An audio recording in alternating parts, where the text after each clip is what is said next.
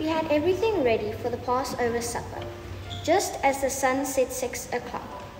The upstairs room where we met was a plain square room with whitewashed walls and a red tiled floor.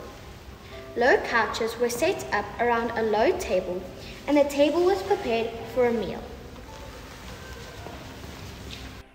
Passover was my favorite holy day when I was a boy. The special dinner was to remind us of when God freed the Jews from slavery in Egypt. It was called Passover because the angel of death passed over the houses of all the people who had marked their doorposts with the blood of the Lamb. Peter was just lighting the candle on the table when the Lord arrived.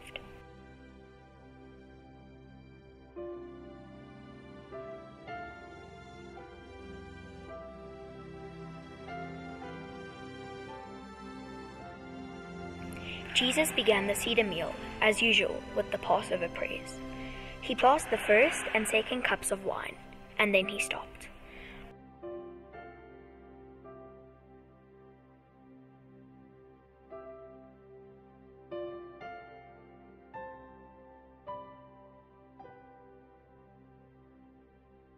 I didn't know what he was going to do.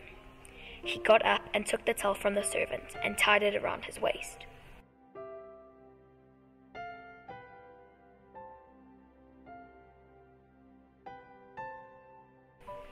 He took a pitcher of water and a basin and walked over to Peter and began to wash his feet. Peter didn't want Jesus to wash his feet because this was the role of the lowliest servant in the house. But Jesus insisted. He said he was showing us how we are to serve one another. One by one, he washed his apostles' feet and dried them with a towel.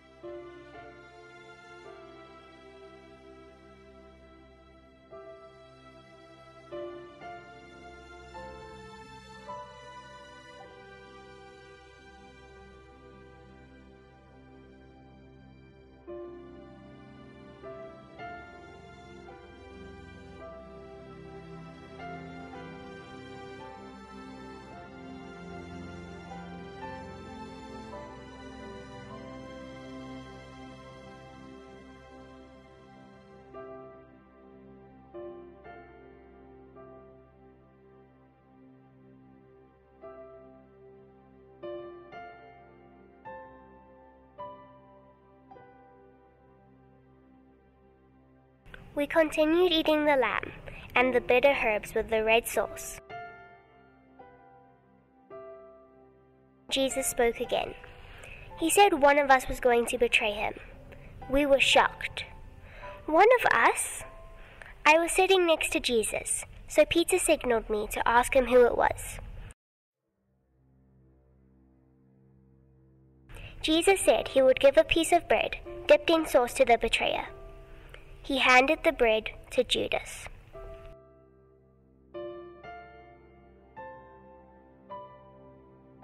The others didn't hear what Jesus had said, and when Judas got up and left the table, they thought he was going for an errand for Jesus. Then Jesus told us very gently that it was time for him to give us the gift of love that he had promised. He took a loaf of the unleavened bread and held it up as he prayed to the Father. Then broke the bread and passed it to us. "Take and eat," he said. "This is my body, which will be given for you."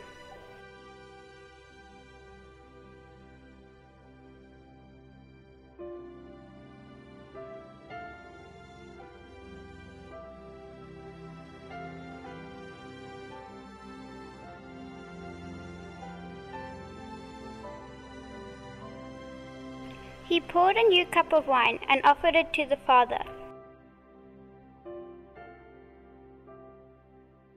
And then he passed it to us.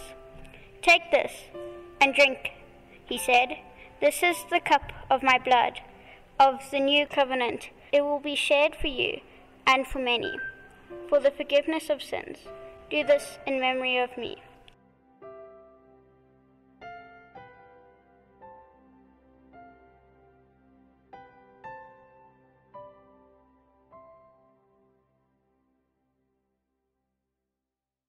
We realize now that Jesus was preparing to leave us.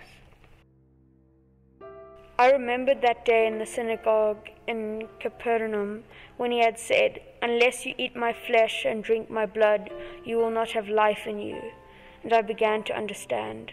I bowed my head as I took a piece of the blessed bread and drank from the cup of blessed wine. I tried not to cry. After this, Jesus told us he was giving us a new commandment, that we were to love one another just as he loved us. I knew then how much he really loved us. He had created the sacraments so we would always be with us in the holy bread and wine.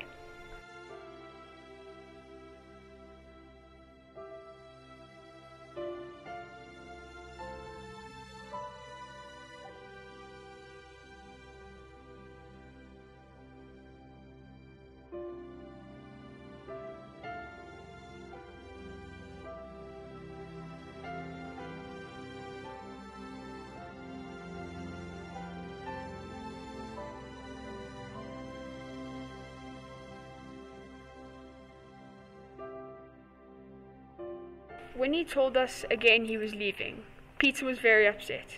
He said he would lay down his life for Jesus. Jesus looked at Peter, and he told him before the rooster crowed at dawn, Peter would deny 3 times that he knew Jesus. Peter shook his head. "No, Lord, no, not me," he said.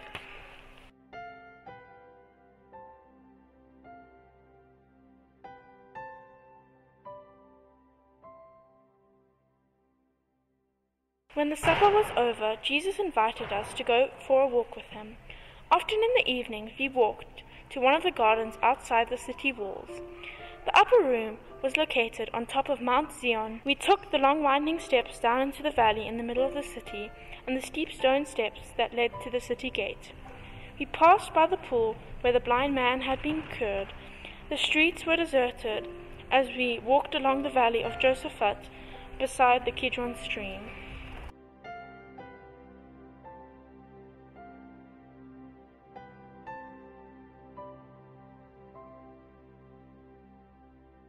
As we walked in the moonlight, Jesus told us that he was going away to prepare a place for each of us in the heavenly kingdom. He said that he would come back and take us to heaven when we had finished our work that God had called us to do. This story tells us of the Last Supper, but it was the first Mass. Jesus gave the apostles to change the bread and wine into his body and blood. The apostles were the first priests. The priests of today receive the same power that they are ordained by the bishop. Let us take a few moments to thank God for the gift of his Son to us.